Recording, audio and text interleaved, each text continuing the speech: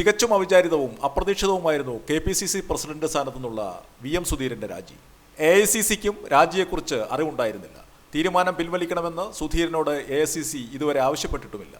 ആരോഗ്യപരമായ കാരണങ്ങളാലാണ് തൻ്റെ രാജിയെന്ന് സുധീരൻ പറഞ്ഞു. എന്നാൽ അപ്രതീക്ഷിതമായ ഈ തീരുമാനത്തിന് പിന്നിലെ കാരണം എന്താണെന്ന് ഇപ്പോൾ രാഷ്ട്രീയ കേരളം ചർച്ച ചെയ്യുന്നു.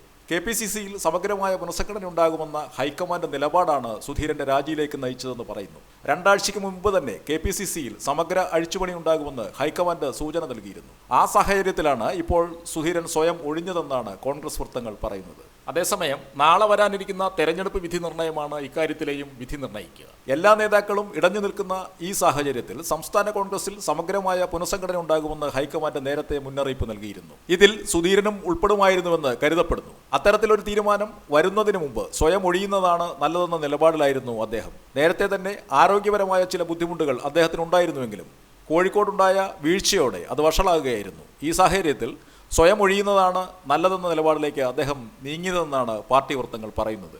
5 സംസ്ഥാനങ്ങളിലേക്ക് നടന്ന തെരഞ്ഞെടുപ്പിന്റെ വിധി നാളെ വരാനിരിക്കെ കോൺഗ്രസിന്റെ നില മോശമായാൽ രാഹുൽ ഗാന്ധിയുടെ നേതൃത്വം തന്നെ ചോദ്യം ചെയ്യപ്പെടും. ആ സാഹചര്യത്തിൽ അദ്ദേഹത്തിന്റെ പിന്തുണയുള്ളവർക്കും രക്ഷയുണ്ടാവില്ല. ഇതും രാജിക്കുള്ള കാരണമായി പറയപ്പെടുന്നു. ഇതിന് ആക്കം നൽകുന്നതാണ് ഇന്നലെ വന്ന എക്സിറ്റ് പോൾ ഫലങ്ങൾ. അതേസമയം കോൺഗ്രസ് നില മെച്ചപ്പെടുത്തുകയാണെങ്കിൽ രാഹുൽ ഗാന്ധി ചോദ്യം ചെയ്യപ്പെടാനാവാത്ത ശക്തിയായി മാറും. എന്നാൽ അത്തരമൊരു ചൂതാട്ടത്തിന് സുധീരൻ തയ്യാറായിരുന്നില്ലെന്നതാണ് സത്യം. കഴിഞ്ഞ ദിവസം വരെ സുധീരൻ കൃത്യമായ പരിപാടി തയ്യാറാക്കിയായിരുന്നു മുന്നോട്ട് പോയത്.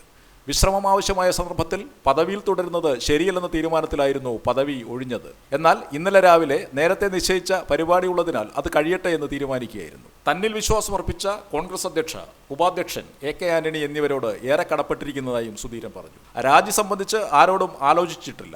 അങ്ങനെ ആലോചിച്ചാൽ പലതരത്തിലുള്ള തടസ്സങ്ങളുണ്ടാവും. അതിനാൽ ഈ സ്വാതന്ത്ര്യം താൻ എടുക്കുകയാണെന്നാണ് രാജിയെക്കുറിച്ച് സുധീരൻ പറഞ്ഞത്. എന്തായാലും ഈ പ്രത്യേക രാഷ്ട്രീയ സാഹചര്യത്തിൽ VM സുധീരന്റെ അപ്രതീക്ഷിതമായ തീരുമാനം കോൺഗ്രസിനെ പ്രതിരോധത്തിലാക്കി എന്ന കാര്യത്തിൽ സംശയമില്ല. പൊളിറ്റിക്കൽ ഡെസ്ക്, മംഗളം ഓൺലൈൻ.